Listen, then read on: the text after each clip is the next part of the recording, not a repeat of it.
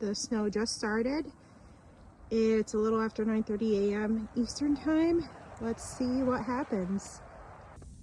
It's about 12:30, been 3 hours since it started snowing.